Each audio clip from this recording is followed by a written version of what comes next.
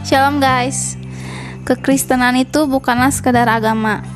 Aku suka dengar orang-orang dunia ngomong ibadah tuh ya nggak usah diumbar-umbar lah, atau ngomong urus aja iman lu sendiri. Mereka orang-orang dunia mengatakan itu karena mereka nggak ngerti rasanya ditolong Tuhan. Mereka tahu firman Tuhan hanya sebatas teori aja. Beda dengan orang yang mempercayai firman Tuhan dan melakukannya.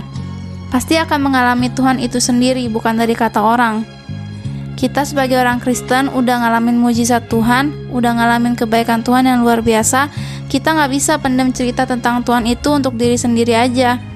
Kalau begitu ceritanya, kamu pakai Tuhan hanya sebagai alat doang untuk kepentingan pribadimu. Kamu lagi menderita sakit, kamu pengen sembuh, terus larinya ke Tuhan.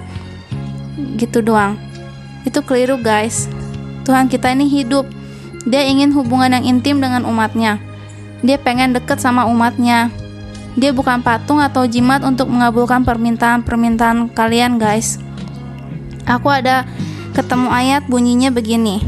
Dari 1 Petrus 2 ayat 9. Isinya, tetapi kamulah bangsa yang terpilih, imamat yang rajani, bangsa yang kudus, umat kepunyaan Allah sendiri, supaya kamu memberitakan perbuatan-perbuatan yang besar dari Dia yang telah memanggil kamu keluar dari kegelapan kepada terangnya yang ajaib. Terus ada lagi nih firman yang lain nih, di Yohanes 13 ayat 14. Isinya, jadi jikalau aku membasuh kakimu, aku yang adalah Tuhan dan gurumu, maka kamu pun wajib saling membasuh kakimu. Itu Tuhan Yesus yang ngomong guys. Tuhan Yesus dia Tuhan loh. Dia melayani kita juga sampai hari ini. Kalian tahu kan cerita 10 orang kusta? Mereka bersepuluh minta Tuhan Yesus sembuhkan. Tapi yang memuliakan Allah cuma 1 orang, 9 yang lain kemana? Itu adalah contoh iman yang individualistis. Tetapi orang-orang yang memang benar-benar mengasihi Tuhan, pasti dia juga akan mengasihi sesama. Itu jadi dasar atau dorongan seseorang untuk melayani sesama. Pasti orang itu akan punya rasa pengen banget orang-orang lain di luar sana ngalamin bagaimana Tuhan membebaskan seseorang dari keterikatan dosa, penyakit, depresi, anxiety, menyelamatkan mereka dari kesesatan dan lain-lain. Yang harus jadi pergumulan kita adalah setiap hari harus mencari perkenanan Tuhan atas hidup kita.